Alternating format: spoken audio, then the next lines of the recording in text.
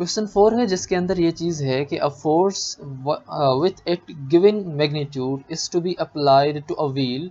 एक given magnitude के ऊपर, वो हमें मालूम नहीं है कितना है मगर है सही, वो अप्लाई की जा रही है व्हील के ऊपर फोर्स। फिर आप बताएं कि the torque can be maximised by. Torque हम किस तरीके से मैक्सिमाइज कर सकते हैं?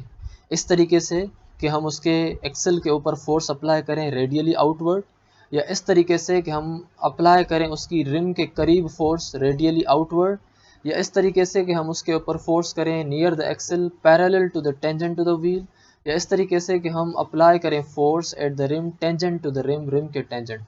अब इन चारों ऑप्शंस को आप कुछ इस तरह से समझें। रेडियली आउटवर्ड इस तरह से है जिस तरह आपके पास सेंट्रीफ्यूगल फोर्स होती है जो हमेशा बाहर की जानिब होती है। रेडियली इनवर्ड हमेशा इस तरह से होती है जिस तरह आपकी सेंट्रीपिटल फोर्स होती है जो हमेशा अंदर की तरफ हो। लेकिन टेंजेंशियल फोर्स वो फोर्स होती है जो आपको सिर्फ टच कर लेके जाए, छू के जाए, तो ऐसी फोर्स को हम रेडियल कहते हैं। अगर आप इस टायर को घुमाना चाहते हैं तो आप क्या करते हैं? इसके ऊपर बैठ जाते हैं, इसके ऊपर अंदर की तरफ जोर देते हैं, या आप इसको सिर्फ छूते हैं, यानी कि ऐसी फोर्स देते हैं जो इसको टच करके आगे की तरफ चली जाए, यानी कि आप इसको चपेट टाइप इसको आप फोर्स लगाते हैं। तो वो फोर्स आपकी जो कहलाई जाती है वो टेंजेंट कहलाई जाती है, लेकिन वो टेंजेंट टू द रिम होती है।